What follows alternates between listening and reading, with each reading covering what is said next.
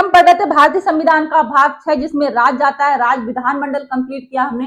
अब हम पढ़ रहे हैं मतलब उच्च न्यायालय। ठीक है, 214 आर्टिकल हमने पढ़ा था।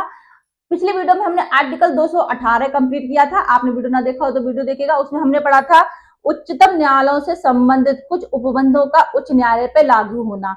मतलब उच्चतम न्यायालय आर्टिकल 124 का खंड 4 और खंड 5 में न्यायाधीशों को हटाने की जो प्रक्रिया उच्चतम न्यायालय के न्यायाधीशों पर लागू होती है, सेम प्रोसेस उच्च न्यायालय के न्यायाधीशों पर ही लागू होता है।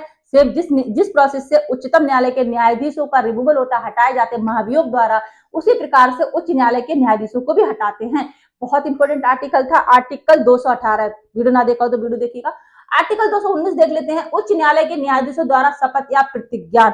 उच्च न्यायालय का न्यायाधीश होने के लिए नियुक्त प्रत्येक व्यक्ति, जो व्यक्ति उच्च न्यायालय के न्यायाधीश होने के लिए नियुक्त हुआ है, वो राज्यपाल के समक्ष शपथ लेता है। ठीक है, पढ़ लेते हैं। उच्च न्यायालय का न्यायाधीश होने के लिए नियुक्त प्रत्येक व्यक्ति अपना पद ग्रहण करने से पहले उस राज्य के राज्यपाल या राज्यपाल के द्वारा इस प्रयोजन के लिए नियुक्त व्यक्ति या राज्यपाल ने किसी और व्यक्ति को इस प्रोसेस के लिए नियुक्त किया हो, उसके समक्ष शपथ लेते हैं।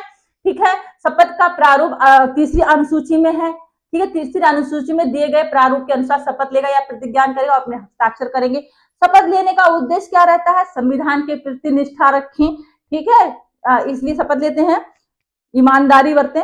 नेक्स्ट आर्टिकल देखिए 220 देख लेते हैं। ध्यान देने वाला आर्टिकल है, वीडियो पे बने रहिए दोस्तों। देखिए, स्थायी न्यायाधीश रहने के पश्चात विधि व्यवसाय पर निर्बंधन। मतलब देखिए, स्थायी न्यायाधीश रहने के पश्चात विधि व्यवसाय मतलब कानूनी पेशा, वकालत। अगर आप स्थायी न्यायाधीश रहे हैं तो आप वकालत नहीं कर सकते। कहाँ वकालत नहीं कर सकते? वहां नहीं कर सकते जिस हाई कोर्ट में आप न्यायाधीश रहे हैं, वहां वकालत नहीं कर सकते, वहां पर रोक है।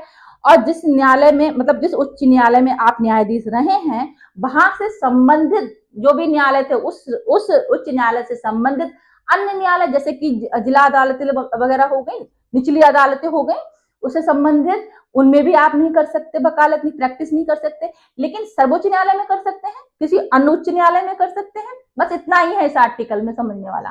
ठीक है, देखिए, स्थायी न्यायाधीश रहने के पश्चात विधि व्यवसाय पर निर्बंधन।